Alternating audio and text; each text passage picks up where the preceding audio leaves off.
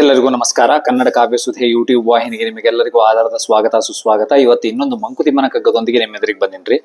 ಆ ಕಗ್ಗ ಹಿಂಗದ: ಮಾವು ಸಸಿಯನ್ನು ನೆಟ್ಟು ಬೇವುಣಲು ಸಿದ್ಧನಿರು, ಭೂ ವಿಷಯದಿಂದ ರಸ ಮಾರ್ಪಡುವುದುಂಟು, ಆ ವಿವರ ನಿನಗೇಕೆ ತೋಟದೊಡೆಯನಿಗಿರಲಿ, ಸೇವಕನು ನೀನಲ್ತೆ ಮಂಕುತಿಮ್ಮ. ಎಷ್ಟು ಅದ್ಭುತವಾಗಿ ಡಿ ವಿ ಜಿ ಅವ್ರು ಬರ್ದಾರ್ರಿ. ಅಂದ್ರೆ ಫಲಾಫಲಗಳು ನಮ್ಮ ಕೈಯೊಳಗಿಲ್ಲ, ನಮ್ಮ ಕೈಯೊಳಗಿರೋದು ಅಥವಾ ಮನುಷ್ಯನ ಹತೋಟಿ ಒಳಗಿರೋದು, ಕಂಟ್ರೋಲ್ನಾಗಿರೋದು ಬರೀ ಪ್ರಯತ್ನ ಮಾತ್ರ. ಫಲಿತಾಂಶ ನಮ್ಮ ಕೈಯೊಳಗಿಲ್ಲ ಅನ್ನೋದನ್ನ ಭಾರಿ ಅದ್ಭುತವಾಗಿ ಡಿ ವಿ ಜಿ ಅವರು ಈ 4 ಸಾಲುಗಳೊಳಗೆ ಕಟ್ಟಿಕೊಟ್ಟಾರ್ರಿ. ಇದು ಕೂಡ ಭಗವದ್ಗೀತೆಯ ಒಂದು ಪ್ರಮುಖ ಅಂಶ ಅಥವಾ ಭಗವದ್ಗೀತೆಯ ಒಂದು ತತ್ವ ಅಂತಾನೆ ಹೇಳ್ಬೋದು. ಅಂದ್ರೆ ನಿನ್ನ ಪ್ರಯತ್ನವನ್ನ ಅಗ್ದಿ ಚಲೋತ್ನಾಗಿ ಮನಸ್ಸಿಟ್ಟು ಖಂಡಿತವಾಗಿಯೂ ಮಾಡಲೇಬೇಕು, ಪ್ರಯತ್ನ ಮಾಡಲೇಬೇಕು. ಪ್ರಯತ್ನ ಮಾಡೋದ್ರಿಂದ ಯಾರು ಪ್ರಯತ್ನದಿಂದ ಓಡಿ ಹೋಗ್ಲಿಕ್ಕೆ ಸಾಧ್ಯ ಇಲ್ಲ, ಓಡಿ ಹೋಗಬಾರ್ದು. ಆದ್ರ ಫಲಿತಾಂಶ ನಮ್ಮ ಕೈ ಒಳಗಿಲ್ಲ ಅನ್ನೋದನ್ನ ಶ್ರೀಕೃಷ್ಣ ಪರಮಾತ್ಮ ಕೂಡ ಹೇಳ್ತಾನ. ಅದೇ ಈ 4 ಸಾಲುಗಳೊಳಗ ಡಿ ವಿ ಜಿ ಅವ್ರು ಕೂಡ ಹೇಳ್ಯಾರ್ರಿ. ಆ 4 ಸಾಲುಗಳ ಭಾವಾರ್ಥವನ್ನು ವಿಸ್ತರಿಸ್ತಾ ಹೋಗೋದಾದ್ರ, ಮಾವು ಸಸಿಯನ್ನು ಬಿಟ್ಟು ಬೇವುಣಲು ಸಿದ್ಧನಿರು.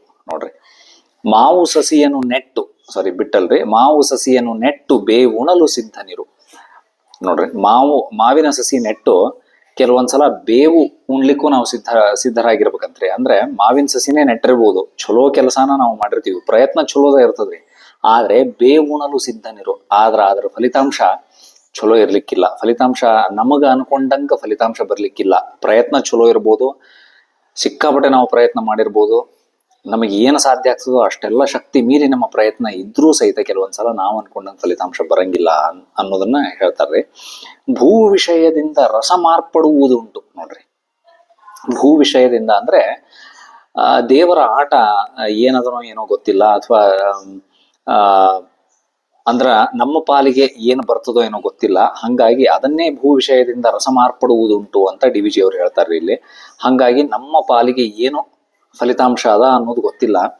ಮಾವಿನ ಸಸಿಯನ್ನ ನೆಟ್ಟರೂ ಕೂಡ ಕೆಲವೊಂದ್ಸಲ ಬೇವು ಬರ್ಬೋದು, ಅಥವಾ ಕೆಲವೊಂದ್ಸಲ ಬೇವಿನ ಸಸಿಯನ್ನ ನೆಟ್ಟಾಗ ಮಾವು ಕೂಡ ಬರ್ಬೋದು. ಕೆಲವೊಂದ್ಸಲ ಅಷ್ಟು ಪ್ರಯತ್ನ ನಮ್ದು ಇರಂಗಿಲ್ರಿ, ಆದ್ರೂ ಫಲಿತಾಂಶ ಬಂದಿರ್ತದ. ಹಂಗಾಗಿ ಈ ಫಲಿತಾಂಶ ಇದೇ ಕಾರಣಕ್ಕೆ ಬಂತು, ಅಥವಾ ಯಾವುದೋ ಒಂದ್ಸಲ ಫಲಿತಾಂಶ ಬರ್ಲಿಲ್ಲ ಅಂತ ಕಾರಣಕ್ಕೆ ಅದು ಈ ಕಾರಣಕ್ಕೆ ನನ್ನ ಕೈಯಿಂದ ತಪ್ಪು ಹೋತು ಅಂತ ನಾವು ಹೇಳಲಿಕ್ಕೆ ಸಾಧ್ಯನೇ ಇಲ್ಲ.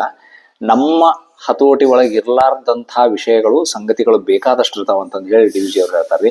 ಆ ವಿವರ ನಿನಗೇಕೆ ತೋಟದೊಡೆಯನಿಗಿರಲಿ, ಸೇವಕನು ನೀನಲ್ತೆ ಮಂಕುತಿಮ್ಮ. ನೋಡ್ರಿ, ಆ ವಿಷಯ ನಿನಗೇಕೆ ತೋಟದೊಡೆಯನಿಗಿರ್ಲಿ. ಮಾವನ್ನ ನೆಟ್ಟು ನಾವು ಬೇವಾದ್ರೂ ಬರ್ಲಿ, ಅಥವಾ ಬೇವನ್ನ ನೆಟ್ಟಾಗ ನಮಗೆ ಮಾವಾದ್ರೂ ಸಿಗಲಿ, ಅಂದ್ರೆ ನಮ್ಮ ಪ್ರಯತ್ನಕ್ಕೆ ಫಲಿತಾಂಶ ಏನು ಸಿಗ್ತದ ಅನ್ನೋದನ್ನ ನಾವು ತಲೆಗೆಡಿಸ್ಕೋಬಾರ್ದು. ಆ ವಿಷಯ, ಆ ವಿವರ ನಿನಗೇಕೆ ತೋಟದೊಡೆಯನಿ ಇರ್ಲಿ, ಅದು ತೋಟದ ಒಡೆಯ ನೋಡ್ಕೋತಾನ. ಅಂದ್ರೆ ನೋಡ್ರಿ, ತೋಟದೊಳಗ ಮಾವು ಅಂದ್ರೆ ನಾವು ಎಷ್ಟು ಪ್ರಯತ್ನ ಮಾಡಿರ್ತೀವಿ, ಅಂದ್ರೆ ತೋಟದ ಫಲಿತಾಂಶ ಏನಿರ್ತದ, ಆ ಹಣ್ಣುಗಳು ಹೆಂಗ್ ಬರ್ತಾವ ಅಥವಾ ಫಸಲ್ ಹೆಂಗ್ ಬರ್ತದ ಅನ್ನೋದು ಅದು ತೋಟದ ಒಡೆಯನಿಗೆ ಬಿಟ್ಟಿರ್ತಕ್ಕಂಥ ವಿಷಯ. ಅಥವಾ ತೋಟದ ಒಡೆಯ ಏನಿರ್ತಾನ ನೋಡ್ರಿ, ತೋಟದ ಮಾಲೀಕ ತಲೆ ಕೆಡಿಸ್ಕೋಬೇಕು. ತನ್ನ ತೋಟದೊಳಗೆ ಯಾವಾರ ಗಿಡ ಸರಿ ಬೆಳೆದಾವೋ ಬೆಳೆದಿಲ್ಲೋ, ಎಷ್ಟು ಫಸಲ್ ಬಂತು, ಎಷ್ಟು ಹಣ್ಣು ಬಂದ್ವು, ಹಣ್ಣು ಏನಾದ್ರು ಕೊಳ್ತೋದ್ವಾ ಏನೋ, ಗಿಡ ಕೆಟ್ಟೋದ್ವಾ ಏನಂತಂದು ಹೇಳಿ ಸೇವಕ ಯಾವತ್ತೂ ತಲೆ ಕೆಡಿಸ್ಕೊಳಂಗಿಲ್ರಿ. ಸೇವಕನ ಕೆಲಸ ಏನೋ ಕಷ್ಟಪಟ್ಟು ಕೆಲಸ ಮಾಡೋದು, ಅವ್ನಿಗೇನು ಕೂಲಿ ಕೊಟ್ಟಿರ್ತಾರೆ ಕೂಲಿ ತಗೊಂಡು ಹೋಗೋದು. ಅದೇ ರೀತಿ ನಾವು ಕೂಡ ಇಲ್ಲಿ ಜಗತ್ನಾಗ ನಾವು ಬರೀ ಸೇವಕರು, ಮಾಲೀಕರಲ್ಲ. ನಮ್ಮ ಕೆಲಸ ಆದ್ರೆ ಈ ಕಗ್ಗವನ್ನ ನಾವು ಅರ್ಥೈಸ್ಕೊಳ್ಬೇಕಾದ್ರ ಯಾವತ್ತು ಹಂಗಾದ್ರೆ ಏನ್ ಮಾಡಿದ್ರು ಅಷ್ಟೇ ಫಲಿತಾಂಶ ಏನ್ ಬರ್ತದೋ ಏನೋ, ಹಂಗಾರೆ ಯಾಕೆ ಪ್ರಯತ್ನ ಮಾಡ್ಬೇಕು ಅಂತ ಆ ರೀತಿ ಒಳಗೆ ನಾವು ನೋಡ್ಬಾರ್ದು. ಇದನ್ನ ಪ್ರಯತ್ನ ಸಂಪೂರ್ಣವಾಗಿರ್ಬೇಕು, 100ಕ್ಕೆ 100ರಷ್ಟು ಇರ್ಬೇಕು. ಅದರ ಫಲಿತಾಂಶ ಏನೇ ಬರಲಿ ಅದನ್ನ ಪ್ರೀತಿಯಿಂದ ಸ್ವೀಕರಿಸ್ಬೇಕು. ಆಮೇಲೆ ಆ ಫಲಿತಾಂಶ ಮಾಲೀಕನಿಗೆ ಸೇರಿದ್ದು, ತೋಟದ ಒಡೆಯನಿಗೆ ಸೇರಿದ್ದು, ಭಗವಂತನಿಗೆ ಸೇರಿದ್ದು. ಆ ಭಗವಂತ ಅದಕ್ಕೆ ಫಲಿತಾಂಶವನ್ನು ಕೊಡ್ತಾನ. ನಮ್ಮ ಕೈಯ ಒಳಗೆ ಫಲಿತಾಂಶ ಇಲ್ಲ, ಅದರ ಪ್ರಯತ್ನ ಮಾತ್ರ ಖಂಡಿತವಾಗ್ಲೂ ನಮ್ಮ ಕೈಯಾಗದ. ಸರಿಯಾದ ದಿಕ್ಕಿನೊಳಗೆ ಪ್ರಯತ್ನ ಇದ್ರೆ, ಆಮೇಲೆ ಛಲ ಬಿಡದೆ ಸತತವಾಗಿ ಪ್ರಯತ್ನ ಮಾಡಿದ್ರೆ, ಮನುಷ್ಯ ಪ್ರಯತ್ನಕ್ಕೆ ಸಿಗಲಾರ್ದಂತಹ ವಿಷಯ ಯಾವುದೂ ಇಲ್ಲ. ಹಂಗಾಗಿ ಚಲೋತ್ನಾಗಿ ಮನಸ್ಸಿಟ್ಟು ಶಕ್ತಿಪೂರ್ವಕವಾಗಿ ಪ್ರಯತ್ನ ಮಾಡೋಣ, ಆಗ ಫಲಿತಾಂಶ ಬಂದೇ ಬರ್ತದ.